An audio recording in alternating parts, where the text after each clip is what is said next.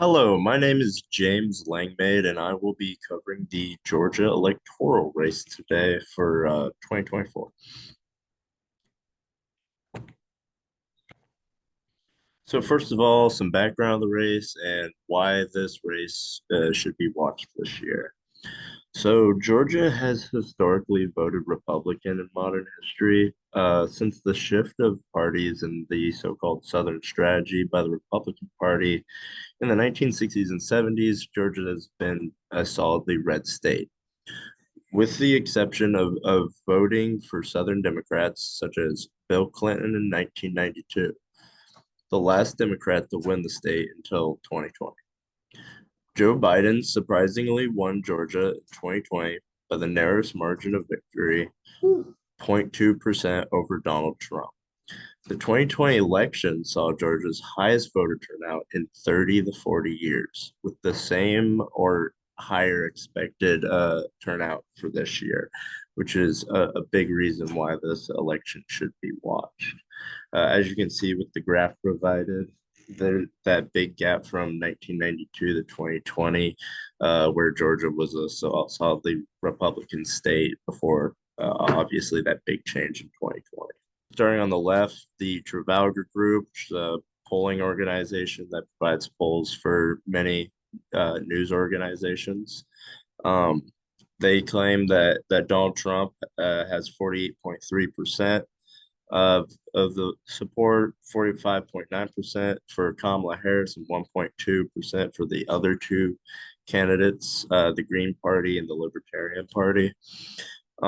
So this was asked in early October, and you can see that it has different weighing than the later one next to it. However, the Trafalgar Group did a good job of providing methodology, such as different modes, and they used a mixture of modes, for example, all remotely done. They talked to 1,087 residents, and their margin of error was about 2.9%, so that's pretty good. Um, then we look over here to the right. The Emerson College poll shows just Kamala Harris and Donald Trump since from July to October 16th. Obviously, July and August, you can see that Donald Trump takes a downturn and Kamala takes a big boost after Joe Biden stepped down from being the Democrat candidate, and Kamala Harris formally took that position. However, since August to now, the two candidates have now become neck and neck, with 49% for Kamala Harris and 48% for Donald Trump. However, that's within the 2.93% margin of error Emerson polls claim. So it could realistically go either way. It's very neck and neck. They also provided a very good set of methodologies, such as the mode was like remote text call, email. They gave it sent out to 1,000 residents. So that was a pretty good poll. And then my last one I'll show here is the AARP poll.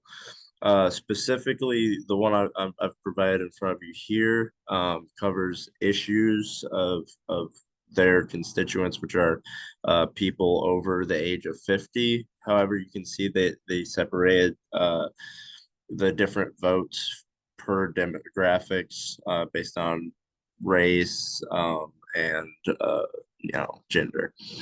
And as you can see here, immigration, border security, huge issue in Georgia. That is something that Donald Trump has very strong positions on, which could lead to him having a stronger vote, obviously. Although these are, once again, this is a poll of people only over 50 and only AARP members, so that kind of limits the poll, even though they did ask 1,254 residents. And they used a good set of modes to contact these people, specifically landlines and cell phones, to try and really catch those older voters. So, who do I believe is going to win the Georgia presidential election. I believe that Donald Trump will win in a narrow race. I believe that up until election day, these two will be neck and neck within the margin of error on most polls. But I do believe Donald Trump will come out victorious in the end. Thank you for watching my video.